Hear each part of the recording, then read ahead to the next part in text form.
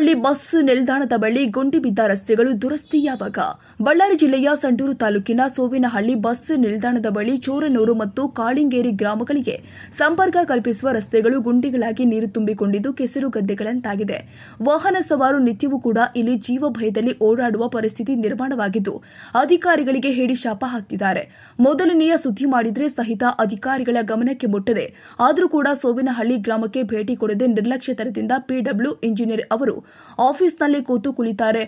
ಸುದ್ದಿ ನೋಡಿದ್ಮೇಲಾದ್ರೂ ಸಹಿತ ನೋಡದಂಗೆ ಇದ್ದು ಅಧಿಕಾರಿಗಳು ಕಣ್ಮುಚ್ಚಿ ಕುಳಿತಿದ್ದಾರೆ. ಇತ್ತ ಕಡೆ ಗಮನ ಕೊಡಿ ಅಧಿಕಾರಿಗಳೇ, ಈ ಸುದ್ದಿ ಪ್ರಚಾರವಾಗುವ 2ನೇ ಬಾರಿಯಾಗದೆ ಮುಂದಿನ ದಿನದಲ್ಲಿ ಈ ಗ್ರಾಮಕ್ಕೆ ಭೇಟಿ ಕೊಡದಿದ್ರೆ ಪುನಃ 3ನೇ ಬಾರಿ ಸುದ್ದಿ ಪ್ರಚಾರ ಮಾಡ್ತೀವಿ. ಕಣ್ಮುಚ್ಚಿ ಕುಳಿತಿರುವ ಪಿಡಬ್ಲ್ಯೂಡಿ ಇಲಾಖೆ ಅಧಿಕಾರಿಗಳು ಈಗಲಾದರೂ ಎಚ್ಚೆತ್ತುಕೊಳ್ಳುವ ಮೂಲಕ ಇಲ್ಲಿನ ಹದಗೆಟ್ಟ ರಸ್ತೆಯ ದುರಸ್ತಿಗೆ ಕ್ರಮ ಕೈಗೊಳ್ಳಬೇಕಾಗಿದೆ.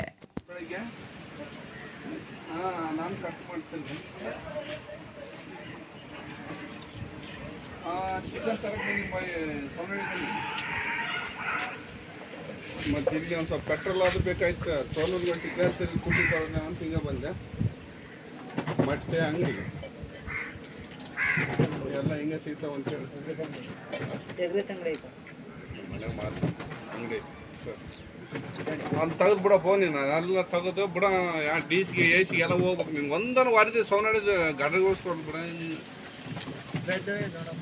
ಹಾಂ ಎಲ್ಲ ನೀವು ಅಲ್ಲಿದ್ದೆ ಅಲ್ಲಿ ಯಾಕೆ ಬಂದು ಅವ್ರು ಎಗ್ರೆಸ್ ಅಂಗಡಿ ಮಾಡ್ತಿರ್ತಾರೆ. ಇದೇನು ಬಾಡಿಗೆ ಈಗ ಯಾರು ಗೌಡ್ರು ಎಲ್ಲ ಗೌಡ್ರು